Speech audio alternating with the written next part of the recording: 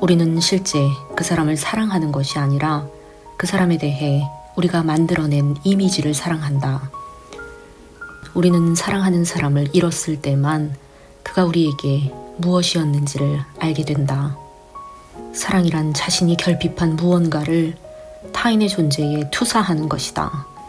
사랑은 당신이 나에게 결여된 무엇인가를 갖고 있다는 무의식적 환상 위에 세워진다. 우리가 사랑하는 것은 타인이 아니라 그 안에 심어놓은 우리 자신의 욕망이다. 사랑은 그 사람이 곁에 없을 때 더욱 강렬해진다. 결핍이야말로 욕망의 가장 큰 연료다.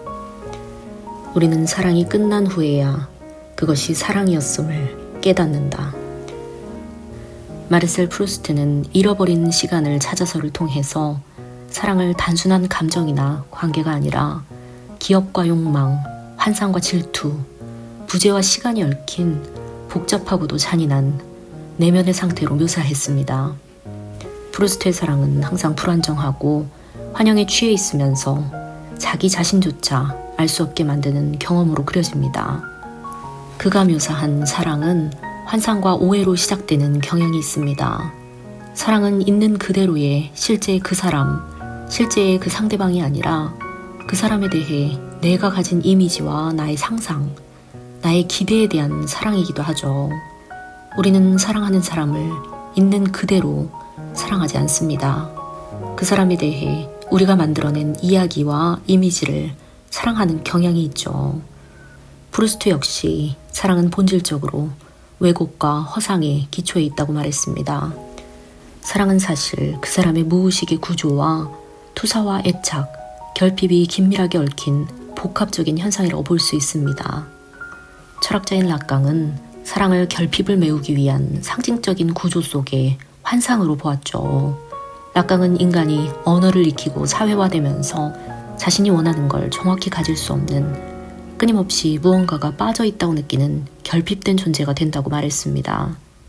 한 인간은 그 결핍을 자각하면서 본능적으로 이를 외부에서 채우려고 하죠. 이때에 나타나는 게 바로 사랑입니다.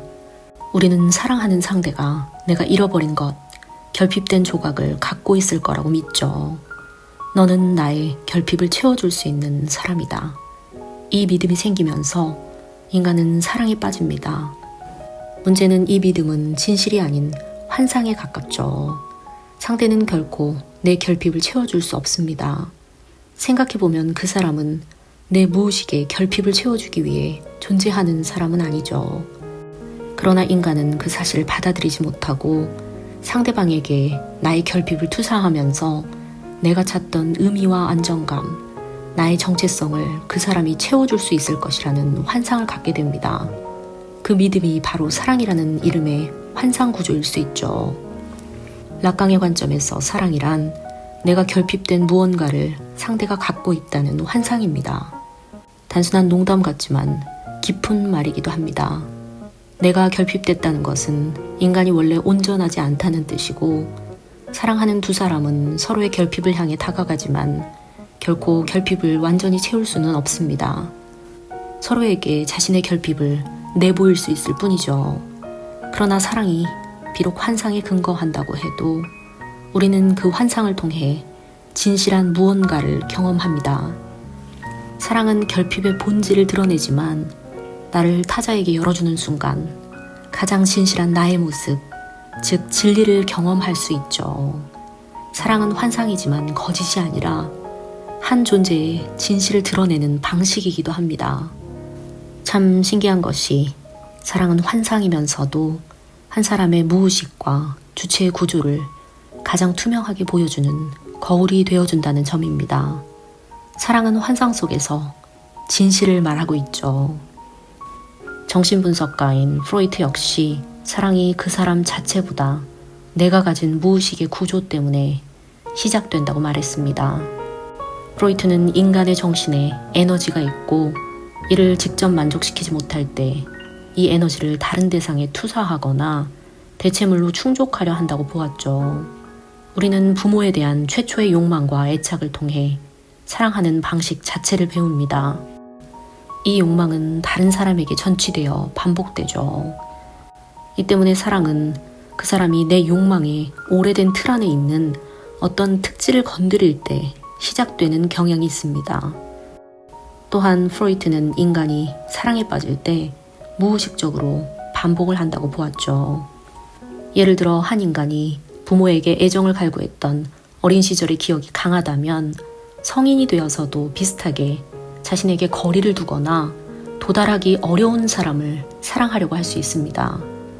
이건 그 사람이 특별해서라기보다는 내가 해결하지 못한 과거의 감정 패턴을 반복하면서 해결해 보려는 무의식적인 시도일 수 있죠. 사랑이 시작되는 순간 우리는 흔히 상대를 이상화합니다. 그 사람은 특별하고 나를 구원해 줄 수 있고 나를 정말로 이해해 줄 사람처럼 보이죠. 사랑은 그 사람을 통해 내 환상을 투사한 결과일 수 있습니다. 마르셀 프루스트가 그린 사랑의 또 다른 특징은 사랑이 부재했을 때 더 강렬해진다는 점입니다.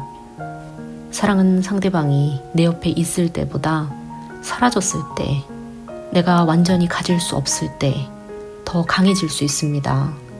잃어버린 시간을 찾아서에서 스완과 오데트의 관계는 강렬하고 집착적인 사랑의 전형을 보여주죠.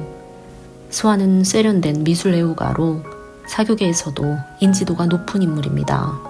그는 원래 오데트를 깊이 사랑하지 않았지만 그녀가 자신의 관심 밖으로 벗어나자 오히려 질투와 환상에 사로잡혀서 점점 집착적인 사랑에 빠지게 됩니다. 그는 그녀가 실제로 어떤 사람인지보다 자신이 만든 환상과 이미지에 빠져서 그녀를 사랑하죠. 또한 오데트가 부재할 때 스완은 그녀를 더 사랑하게 됩니다. 상대가 부재할 때야말로 상상과 환상, 걱정과 질투가 작동하기 때문입니다. 그 모호함이 인간의 욕망을 자극하고 상실에 대한 두려움이 사랑을 더욱 집착하게 만들죠. 상대가 없는 순간 상대를 향한 이미지와 감정이 내 안에서 더 증폭되고 더 강한 내면의 서사가 생겨납니다. 사랑은 어찌 보면 그 실제 인물보다 그 인물에 대한 나의 상상과 두려움으로 형성되죠. 부재는 상상을 자극하고 그 상상은 현실보다 더 뜨거운 사랑을 만들어냅니다. 이 때문에 프루스트가 묘사하는 사랑도 상실과 부재, 소유욕과 질투로 이루어진 감정의 고리를 이루고 있죠. 프로이트의 관점에서도 우리는 사랑하는 사람을 상실한 후에야 그 사람에 대한 사랑을 깨닫게 됩니다. 사랑의 관계가 지속되는 동안은 우리는 누구나 상대가 곁에 있을 거라는 무의식적인 전제를 안고 있죠. 그 사람은 그저 나의 일상의 일부, 심지어는 나의 자아의 일부처럼 느껴집니다. 그 존재의 무게나 결핍의 가능성을 제대로 인식하기 어렵죠. 그래서 그 사람이 떠났을 때야 비로소 그가 나의 자아 구조 안에서 얼마나 깊게 통합되어 있었는지를 깨닫게 됩니다.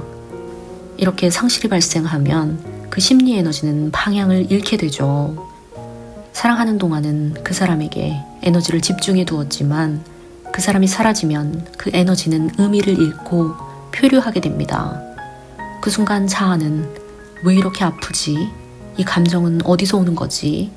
라면서 자기 안에 집중됐던 욕망의 구조를 돌아보게 되죠. 이제 상실을 겪은 인간은 그 사람과의 기억들을 하나하나 정리하며 해석해보면서 자기 자신을 이해하고 그 사람에게 머물렀던 심리 에너지를 다시 재배치하게 됩니다. 상실을 통해서 인간은 사랑의 구조를 비로소 해석해보고 그 사람이 내 무의식 안에서 어떤 의미였는지를 깨닫게 되죠. 그래서 수많은 사람들이 그가 떠난 뒤에야 내가 그를 얼마나 사랑했는지를 알게 되었다 라는 말을 하게 됩니다. 프루스트가 그린 사랑의 흥미로운 점은 사랑이 기억과 시간 속에서 재구성된다는 점입니다.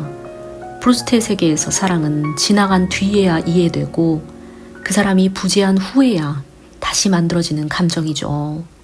사랑의 순간은 막상 그 안에 있을 땐 불안정하고 모호합니다. 시간이 흐르고 기억 속에서 그 사랑을 다시 돌아볼 때 그때서야 의미가 생겨나죠. 우리는 사랑이 지나간 뒤에야 비로소 그 사랑을 이해할 수 있습니다.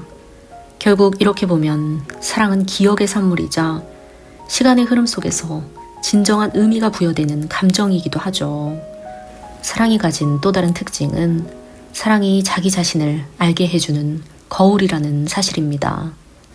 프루스트는 그의 이야기 속에서 사랑을 통해 한 인간이 자기 안에 있는 수많은 얼굴과 내면의 무의식, 자신의 고유한 욕망을 마주하게 된다고 말합니다. 사랑은 타인을 향한 것이지만 결국은 자기 자신을 해석하게 해주는 통로이기도 하죠. 이 때문에 사랑은 타인의 얼굴을 통해서 자기 자신을 바라보는 일입니다. 락강의 관점에서도 인간은 결핍된 존재로 태어나기에 이 결핍을 타자에게 투사해서 사랑을 통해 결핍을 채우려고 하죠. 사랑은 상대방이 내 결핍을 채워줄 수 있다는 환상을 통해 이루어지기에 이런 과정에서 우리는 나 자신을 알 수 있습니다. 락강에게 사랑은 자기 자신을 알게 하는 거울과 같은 역할이죠. 사랑은 타인을 통해 내가 누구인지를 알게 되는 방법이다. 우리가 사랑에 빠졌을 때 우리는 자신을 이해할 수 있는 거울을 갖게 된다. 사랑은 타자의 절대적인 고유성을 인정하는 행위다.